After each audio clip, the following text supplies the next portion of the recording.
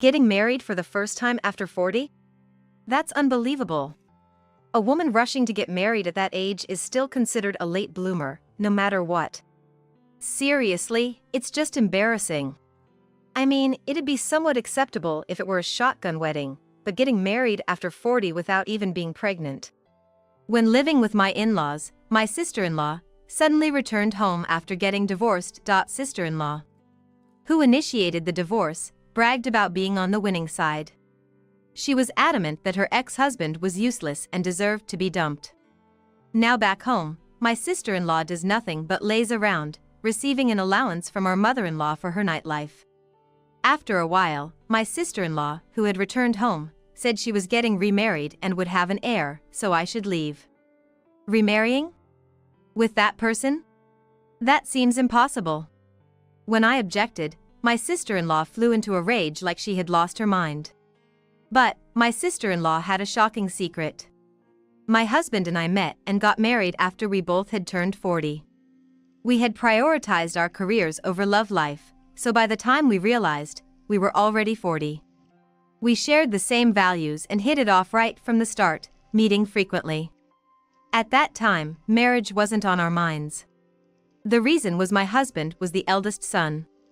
He told me not to worry about not being married till 40, as his parents had long given up on the idea of having grandchildren. He also mentioned that he preferred a childless marriage. After a while, when we met my husband's parents, they were very approachable and told us that marriage is a matter for the couple to decide. Encouraged by their words, we decided to get married. Both my husband and I had been living alone for a long time, so we had a thorough discussion about our new home. His parents mentioned that they had a spare room and suggested we consider moving in with them. I had lived alone longer than I had with my parents, so it wasn't easy for me to make an immediate decision. I wondered what it would be like living with the older generation, as I couldn't quite imagine it. My husband made a wry smile at the thought of moving back home. However, considering our aging parents, he started to lean towards the idea of living with them for peace of mind. We visited his parents' house numerous times, staying over the weekends to see if I could agree with his idea.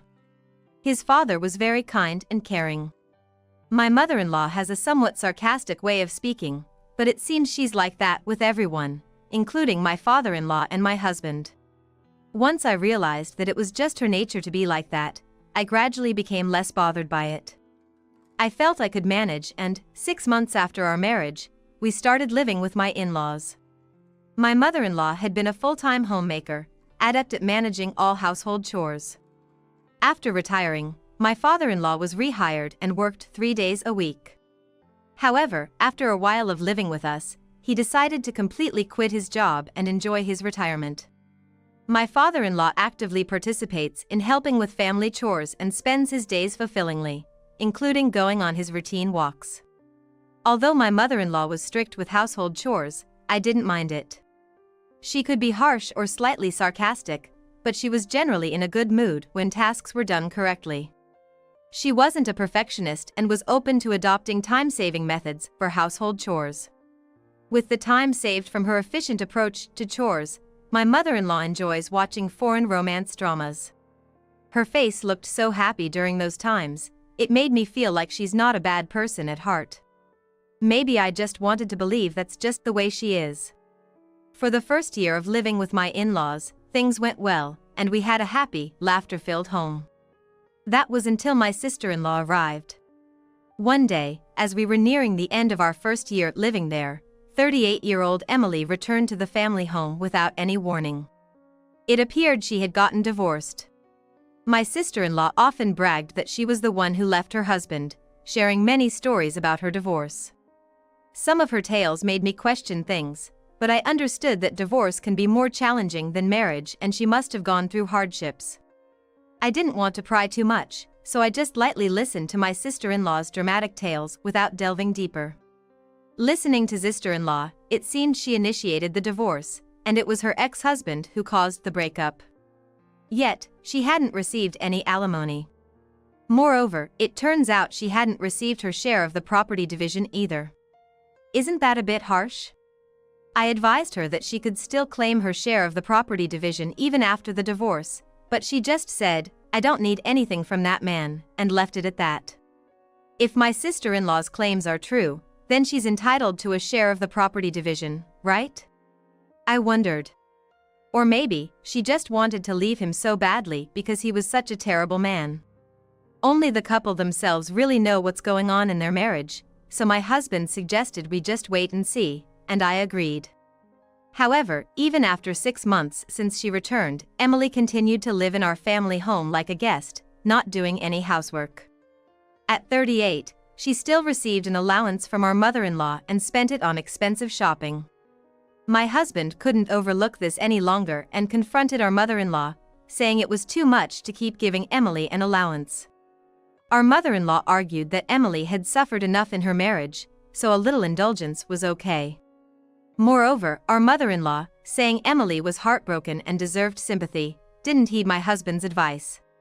Hearing only one side of the story, one might think it's true.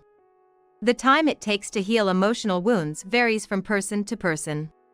However, it's also true that there was a tense atmosphere in the family.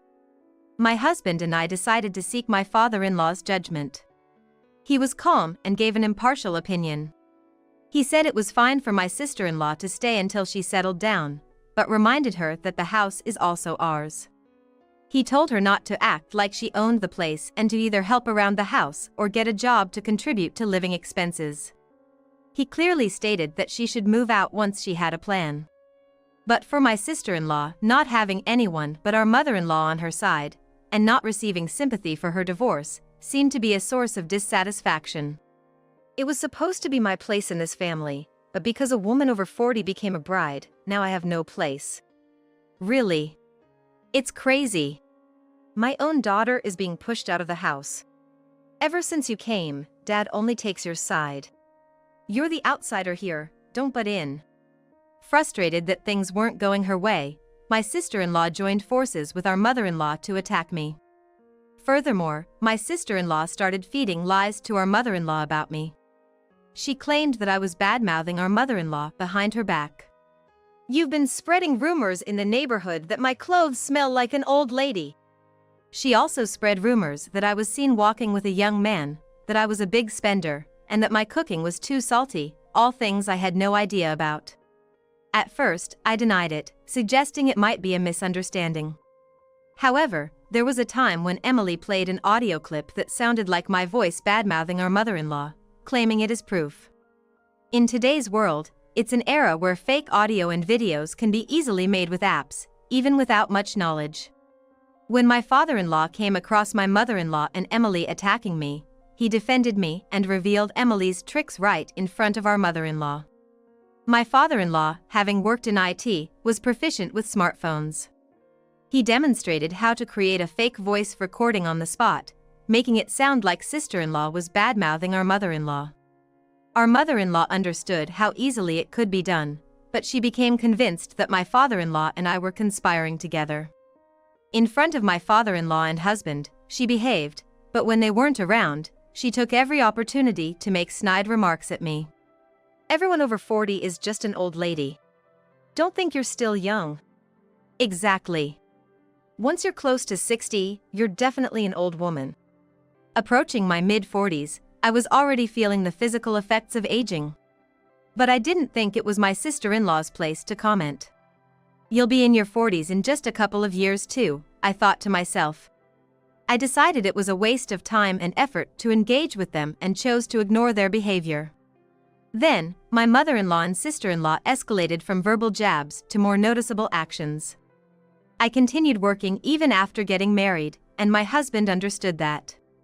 Even when we started living with my in-laws, my lifestyle didn't change much, even after my sister-in-law moved back in. My varying work hours made it difficult for them to time their harassment to my arrival. So, they started causing trouble while I was asleep. Hiding or dirtying my work shoes was just the beginning. My father-in-law is the earliest riser in the morning. He sometimes goes for walks in the early morning, and our mother-in-law prepares breakfast according to his schedule. My husband and father-in-law ate breakfast at the same time, while I would eat once they were finished. The reason for the time difference is that my father-in-law and husband prefer scrambled eggs, while my mother-in-law, sister-in-law, and I prefer fried eggs. After my father-in-law and husband finished and left the table, I would be served weak coffee that barely had any color or taste. They've been harassing me in various ways, like tampering with only my portion of the food to make it taste odd. But I ate everything without showing any reaction on my face. This was because they weren't doing anything that could cause poisoning.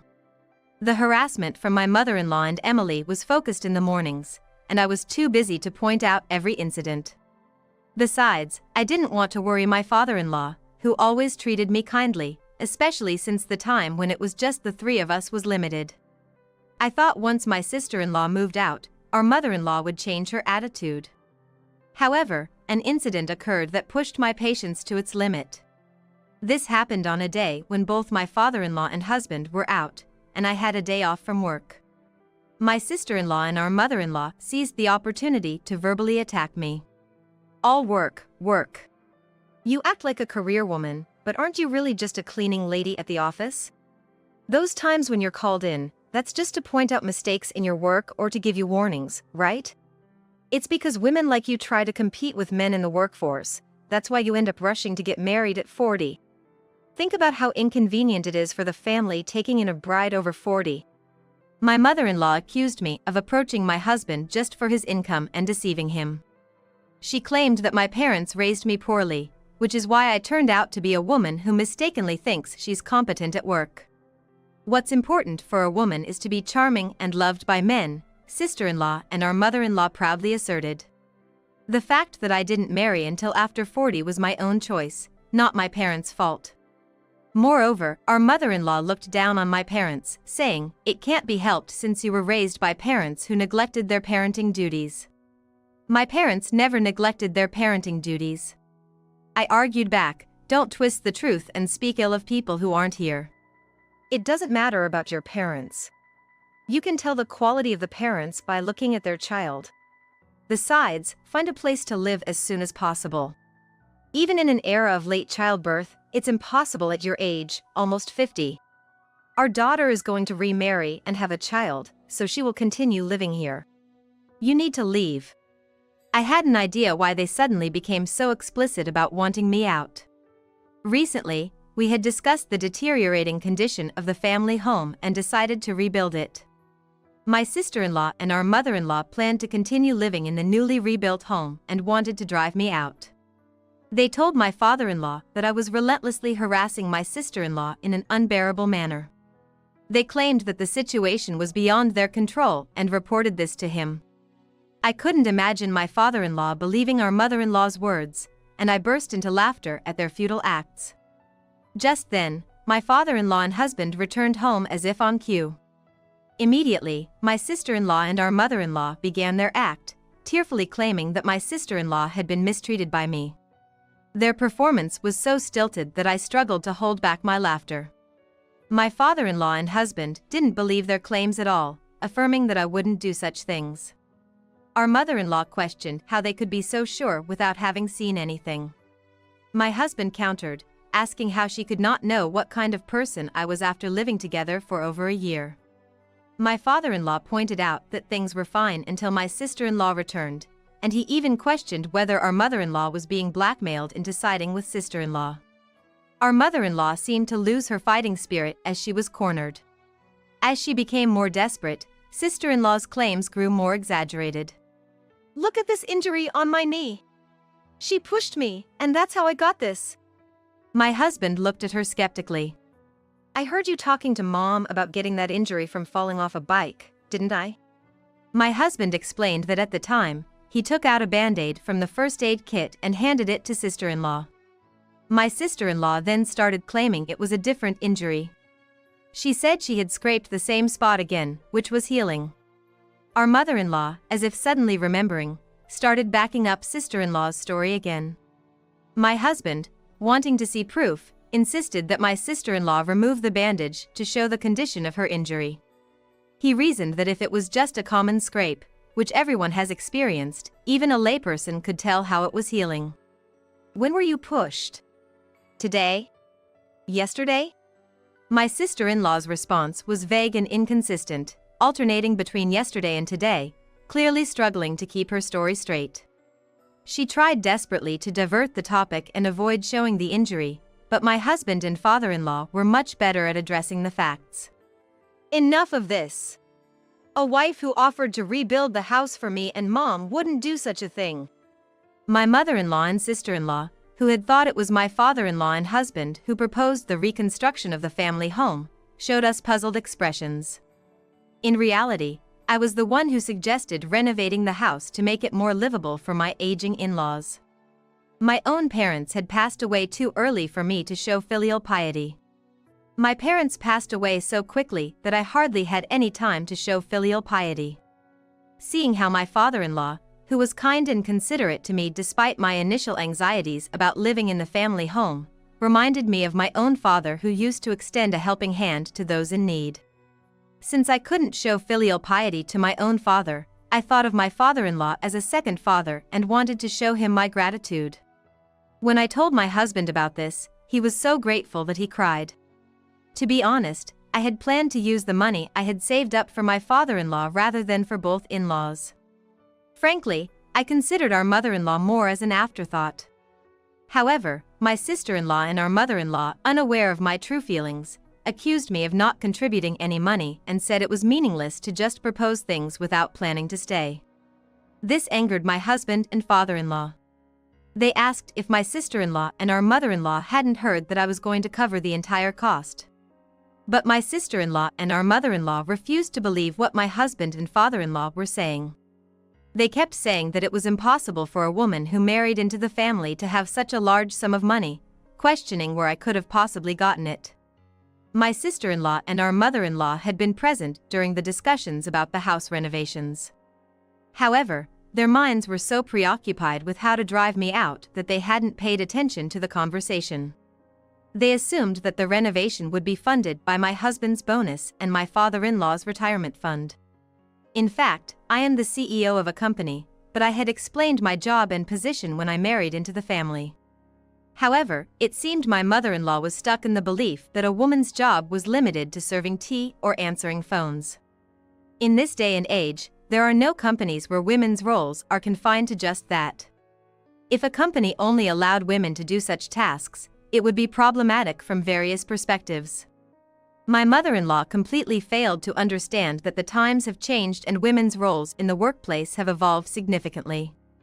I didn't introduce myself to my sister-in-law as a CEO, but I would answer if asked. My sister-in-law, too, seemed to have her own misconceptions about me, thinking of me as nothing more than a slightly elevated part-time employee. That's probably why she referred to me as a janitor at my company. Our mother-in-law and sister-in-law had such outdated ideas about women's work. The company I run was actually my father's, which I took over after he passed away. I didn't start the company, so I didn't feel it was something to boast about. My father-in-law resigned from his re-employment, partly because I suggested to him that if he was only working for living expenses, it was okay not to push himself too hard. At that time, he seemed tired of the burdens of life. He had worked hard for the family for many years. And I thought it was time for him to lay down his burdens. The reason is that my income alone was sufficient to support the four of us, my husband, my in-laws, and myself. The only reason you two can lounge around and shop without any worries is because of your daughter-in-law's earnings. Regarding my sister-in-law's reckless spending, it turns out my husband had been complicit in it. In reality, she would often come to him, claiming they were short on living expenses, and he would provide the money. Our mother-in-law and sister-in-law didn't realize that their comfortable use of money and the eagerly awaited house renovation were possible because of my income, and if they drove me out, it would no longer be feasible. Once they understood this, they quickly changed their behavior, becoming overly sweet and trying to ingratiate themselves with me. So, if you want me to leave, I will, but just so you know, the pillars in this house seem to be in pretty bad shape. The roof might even cave in, I said, knocking on a pillar, which emitted a creaking sound, causing my sister-in-law to scream. Our mother-in-law clung to me desperately, pleading not to damage the house. Afterwards, my mother-in-law and sister-in-law communicated with each other through eye contact and then apologized to me. Though it didn't seem sincere. It appeared more like a tactical move to simply bow their heads and quell their hostility towards me, probably biding their time until the house was rebuilt to try and drive me out. I was astounded by their transparent behavior. Our mother-in-law and sister-in-law started making excuses on their own, even though I hadn't said anything. "I said you should leave. It was all a misunderstanding on my part. My daughter has always been a bit scatterbrained." "Exactly. This injury is from falling off my bike. The part about being pushed. I just finished watching a drama with such a scene and got it all mixed up." Basically, our mother-in-law was completely fooled by sister-in-law's misunderstanding. My sister-in-law herself was blurring the lines between reality and fiction. "But you both have been saying various things all along, haven't you?" I said, taking out my phone and playing recordings of their many insults. In fact, anticipating something like this might happen, I had been recording their verbal abuse on my phone. These recordings were not fake. By chance, I had also captured on video a recent conversation where my sister-in-law talked about remarrying and having an heir. My husband had suspected that either sister-in-law or our mother-in-law might become assertive due to the house renovation. Hoping to capture something useful, he had discreetly installed a hidden camera near the kitchen where the three of us often were. By comparing my audio recordings and the footage, which were clearly not fabricated, my father-in-law erupted in anger.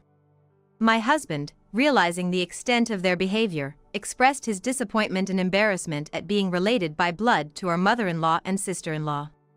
He and my father-in-law had noticed the harassment towards me and had warned them behind my back. However, our mother-in-law and sister-in-law kept making excuses and showed no signs of genuine remorse. But now, with undeniable evidence, there was no escaping the truth. My husband decided that he could no longer allow me to live with our mother-in-law and sister-in-law. He said we would leave. And my father-in-law agreed that it was the best course of action. I was surprised and touched by their concern and firm decision to protect me. Our mother-in-law then clung to my husband, pleading if he was going to abandon his aging mother. Sister-in-law started making excuses, saying her meanness was just her way of showing affection in reverse. So they begged us not to leave and asked us to continue living in the house. My father-in-law then confirmed with our mother-in-law and sister-in-law, asking if they were okay with us, the couple, continuing to live in this house. Both of them nodded emphatically, confirming that it was indeed what they wanted. Then, my father-in-law and husband pressed our mother-in-law and sister-in-law to leave the house. "It's impossible for my wife to live with you two. If you want us to stay, then it's only fair that you two leave. You wanted us to stay and not to leave, right? So, we will grant your wish by making you two leave." Confronted with being on the receiving end of their own words, our mother-in-law and sister-in-law clung to my husband and father-in-law. My father-in-law, fed up, shrugged off our mother-in-law's clinging arm and pushed her away. My father-in-law even told my mother-in-law to sign the divorce papers before leaving. Our mother-in-law, feeling cornered, turned to me, begging for help. My sister-in-law also implored me to convince my husband and father-in-law. The house renovation was for my father-in-law's benefit, not for you guys. I thought my mother-in-law might consider it a secondary matter, but instead of stopping my sister-in-law's rampage, she joined in showing hostility towards me. Living together under strain with people you dislike only leads to feeling miserable, right? I prefer living without the presence of people I dislike, rather than forcing myself to endure their company, I added, rejecting the requests of my mother-in-law and sister-in-law. They were forced to choose between living alone in an old house that might collapse soon or finding a new place to live together, just the two of them. With no funds for rebuilding the house, they had no choice but to leave. My mother-in-law thought that even after a divorce, she would receive alimony and a share of the property, along with a small pension. She assumed my sister-in-law would also work, so they wouldn't struggle to live. Later, they would learn how naive this thought was. There were times when I was alone with my mother-in-law and sister-in-law, away from the eyes of my father-in-law and husband. Each time, they threatened me, asking if I knew what would happen if I forced them out. Eventually, fed up with their threats, I retaliated, saying that whether I did something or not, the situation wouldn't change. At that point, my mother-in-law, in frustration, threw a raw egg at me. The egg hit my head and broke, causing me to be drenched in raw egg from head to toe. As soon as I looked away from her, she tried to attack me. My father-in-law happened to walk by and shouted at her. My husband also appeared, and upon seeing me covered in egg, he pushed my mother-in-law away. She stumbled and stepped on the broken shells, writhing in pain. My sister-in-law, finding the situation amusing, filmed me covered in egg and laughed. Throwing out my mother-in-law, who has never worked outside before, along with my sister-in-law who has no intention of working, is bound to lead to no good. My father-in-law and husband had given my sister-in-law and mother-in-law a month's grace period to stay in the house until they found jobs. However, after the egg-throwing incident, their patience completely snapped, and they demanded them to leave immediately. My father-in-law, in a fit of anger, threw my mother-in-law's clothes and purse carelessly into the yard and dragged her out of the house. My husband hurled my sister-in-law's luggage out of the second-floor window, along with her suitcase. Despite my sister-in-law tearfully begging me to do something as she clung to the veranda, I firmly closed the storm shutters after saying, "Take care." There's no obligation to listen to the pleas of a sister-in-law who only cozies up when it's convenient and quickly shows hostility again. But then, I remembered something I had forgotten to tell my sister-in-law. As I opened the window slightly, she, thinking she might be forgiven, smiled. "Oh, by the way, I almost forgot to tell you, you've got an alimony claim coming from your ex-husband and your affair partner's wife." My sister-in-law's face instantly turned pale. I had my suspicions about her divorce, so I consulted with my husband and had a detective agency investigate the reasons for it. Turns out, my sister-in-law had an affair even though she knew the man was married, and she was afraid of her ex-husband finding out. If you're scared of getting caught, you shouldn't have had an affair in the first place, I thought. Panicked, my sister-in-law concocted a different reason and proposed divorce to her husband herself. The money she got from my mother-in-law for her so-called outings was actually for her affair escapades. Thinking she had to escape before getting caught, she told her ex-husband she wanted a divorce immediately, not bothering with property division or any other complicated matters. Afterwards, my sister-in-law's ex-husband, puzzled by the unnatural divorce, hired a detective agency to conduct a background investigation. It was there that the fact of my sister-in-law's affair was discovered. At the same time, the mistress's wife, suspicious of her husband's inexplicable behavior, had also hired a detective agency. Coincidentally, it was the same agency I had hired. As a result, I asked them to unleash their anger on my sister-in-law without holding back. As for the reason for my sister-in-law's divorce, she claimed it was because our father-in-law needed home care and begged her to return home. However, her ex-husband was willing to help with the caregiving. My sister-in-law made up a story that our father-in-law didn't want a man's help and insisted on divorce. She should not have arbitrarily set up our father-in-law as needing care. I despise people who use unfortunate settings of family members to escape their responsibilities.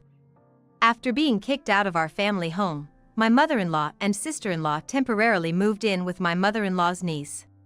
However, the niece, who had a bad relationship with my sister-in-law from the past, refused them. Desperately, my sister-in-law pawned off the jewelry her lover had given her. She had bragged about getting a good price for the accessories, but it turned out they were just cheap trinkets, almost worthless. The divorce between my father-in-law and mother-in-law was officially settled. My mother-in-law's anticipated property division didn't go as she hoped. My mother-in-law had squandered my father-in-law's retirement funds. In exchange for not demanding repayment, the property division was offset. Penniless and with no life skills, my mother-in-law and sister-in-law resorted to reselling some of their extravagant purchases to make ends meet. As their sellable items dwindled, my sister-in-law reluctantly worked part-time jobs but often got fired due to unexcused absences. Their pride prevented them from living on the streets, but they only worked when absolutely necessary. Now, they live together in an old apartment with no bath and a shared toilet. "You should work too, Mom. If you hadn't started mistreating your daughter-in-law and tried to kick her out, none of this would have happened. It's your fault for shamelessly having an affair." If you hadn't come back home, I could have gotten along with the daughter-in-law. Their arguments, regardless of day or night, are heard outside. Even if my sister-in-law hadn't returned, my mother-in-law never liked me. But with my sister-in-law's return, she felt emboldened and strayed from the right path. I don't sympathize with them, nor do I pity them. After living for more than half a century, failing to control such behavior is their own fault. As for my sister-in-law, there's nothing to say. Despite agreeing to pay her alimony in installments, she broke the promise and was demanded to pay in full. She borrowed money from dangerous people and is now targeted by them. Despite their hardships, they have not grown. I expect them to continue struggling at the bottom due to their naive mindset. The renovation of our family home went smoothly. The old house had its charm, but the newly renovated modern exterior isn't bad either. We made the entire first floor barrier-free. My father-in-law, not wanting to be a burden, combats aging by going to the gym. He looks younger, and my husband, not to be outdone, has made weekend walks a routine. We are enjoying our fulfilling days.